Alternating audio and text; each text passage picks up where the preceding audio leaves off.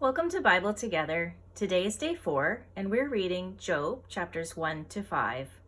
You'll notice that we haven't finished Genesis yet, but we're reading Job because we're reading chronologically, and Job takes place in Genesis.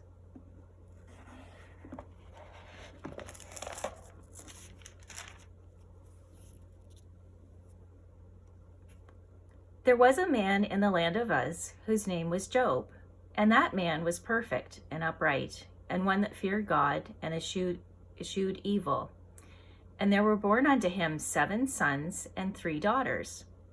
His substance also was 7,000 sheep and 3,000 camels, and 500 yoke of oxen, and 500 she-asses, and a very great household, so that this man was the greatest of all the men of the east. And his sons went and feasted in their houses, every one his day, and sent and called for their 3 sisters to eat and to drink with them. And it was so, when the days of their feasting were gone about, that Job sent and sanctified them, and rose up early in the morning, and offered burnt offerings according to the number of them all. For Job said, It may be that my sons have sinned, and cursed God in their hearts. Thus did Job continually. Now there was a day when the sons of God came to present themselves before the Lord, and Satan came also among them. And the Lord said unto Satan, Whence comest thou? Then Satan answered the Lord and said, From going to and fro in the earth, and from walking up and down in it.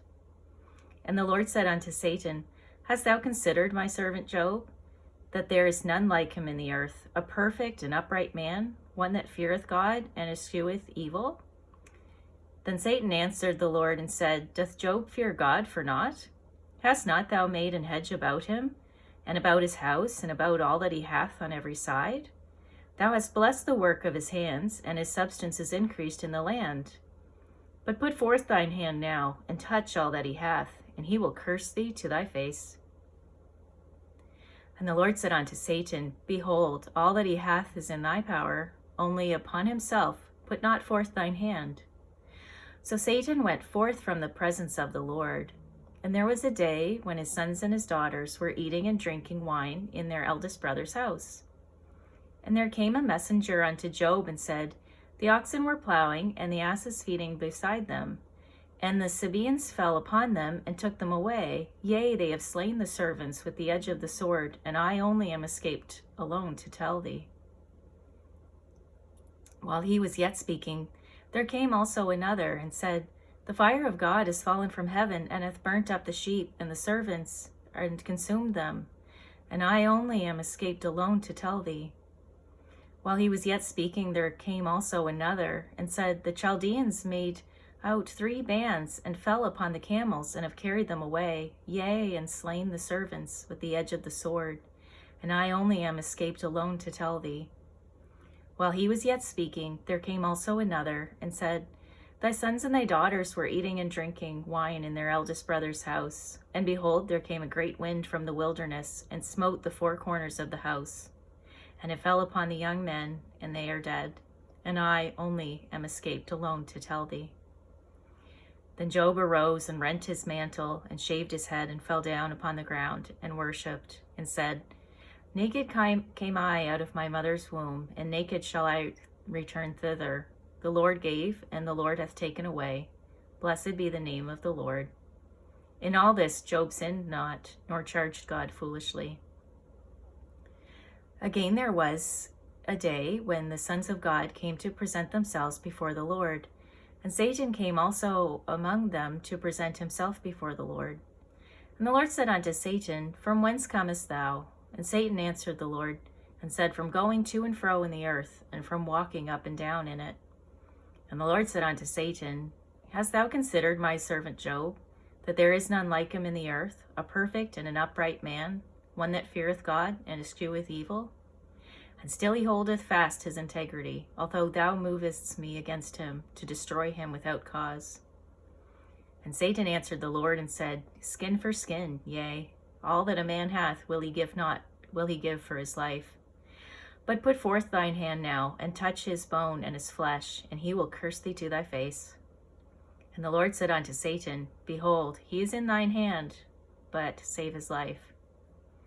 So went Satan forth from the presence of the Lord, and smote Job with sore boils from the sole of his foot unto his crown. And he took him a potsherd to scrape himself withal, and he sat down among the ashes. Then said his wife unto him, Dost thou still retain thine integrity? Curse God and die. But he said unto her, Thou speakest as one of the foolish women speaketh. What, shall we receive good at the hand of God, and shall we not receive evil? In all this did not Job sin with his lips. Now when Job's 3 friends heard of all this evil that was come upon him, they came every one from his own place.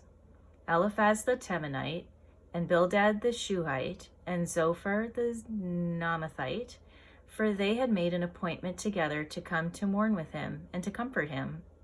And when they lifted up their eyes afar off, and knew him not, they lifted up their voice and wept. And they rent every one his mantle, and sprinkled dust upon their heads toward heaven. So they sat down with him upon the ground 7 days and 7 nights, and none spake a word unto him, for they saw that his grief was very great. After this opened Job his mouth, and cursed his day. And Job spake and said, Let the day perish wherein I was born, and the night in which it was said, There is a man-child conceived. Let the day be darkness, let not God regard it from above, neither let the light shine upon it. Let darkness and the shadow of death stain it, let a cloud dwell upon it, let the blackness of the day terrify it. As for that night, let darkness seize upon it, let it not be joined unto the days of the year, let it not come into the number of the months. Lo, let that night be solitary, let no joyful voice come therein. Let them curse it that curse the day, who are ready to raise up their mourning. Let the stars of the twilight thereof be dark. Let it look for light, but have none. Neither let it see the dawning of the day. Because it shut not up the doors of my mother's womb, nor hid sorrow from mine eyes. Why died I not from the womb? Why did I not give up the ghost when I came out of the belly? Why did the knees prevent me? And why the breasts that I should suck? For now should I have lain still and been quiet, I should have slept, then had I been at rest.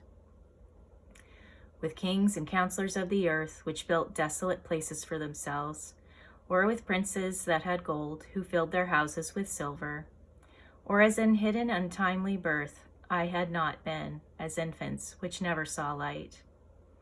There the wicked cease from troubling, and there the weary be at rest. There the prisoners rest together, they hear not the voice of the oppressor. The small and great are there, and the servant is free from his master.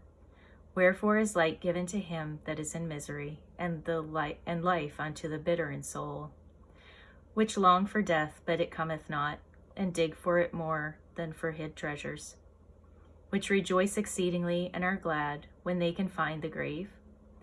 Why is the light given to a man whose way is hid, and whom God hath hedged in? For my sighing cometh before I eat, and my roarings are poured out like the waters. For the thing which I greatly feared is come upon me, and that which I was afraid of is come unto me. I was not in safety, neither had I rest, neither was I quiet, yet trouble came. Then Eliphaz the Temanite answered and said, If we essay to commune with thee, wilt thou be grieved? But who can withhold himself from speaking? Behold, thou hast instructed many, and thou hast strengthened the weak hands. Thy words have upholden him that was falling, and thou hast strengthened the feeble knees. But now it is come upon thee, and thou faintest, it toucheth thee, and thou art troubled. Is not this thy fear, thy confidence, thy hope, and the uprightness of thy ways? Remember, I pray thee, who ever perished, being innocent? Or where were the righteous cut off?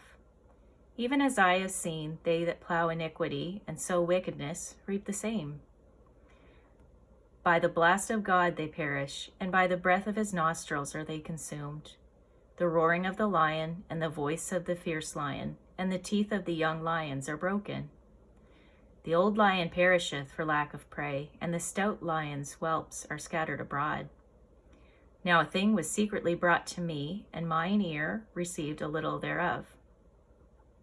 In thoughts from the visions of the night, when deep sleep falleth on men, fear came upon me, and trembling, which made all my bones to shake. Then a spirit passed before my face, the hair of my flesh stood up.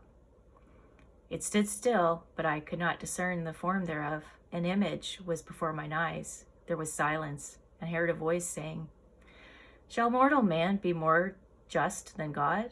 Shall a man be more pure than his Maker? Behold, he put no trust in his servants, and his angels he charged with folly. How much less in them that dwell in houses of clay, whose foundation is in the dust, which are crushed before the moth. They are destroyed from morning to evening, they perish forever, without any regarding it. Doth not their excellency which is in them go away? They die even without wisdom. Call now, if there be any that will answer thee, and to which of the saints wilt thou turn? For wrath killeth the foolish man, and envy slayeth the silly one. I have seen the foolish taking root, but suddenly I cursed his habitation. His children were far from safety, and they are crushed in the gate. Neither is there any to deliver them.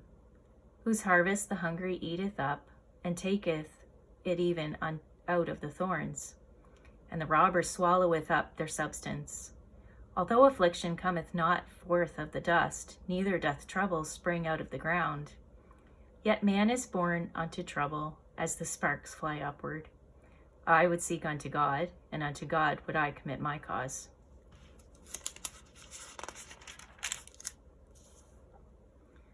Which doeth great things and unsearchable, marvelous things without number, who giveth rain upon the earth, and sendeth waters upon the fields, to set up on high those that be low, that those which mourn may be exalted to safety. He disappointeth the devices of the crafty, so that their hands cannot perform their enterprise.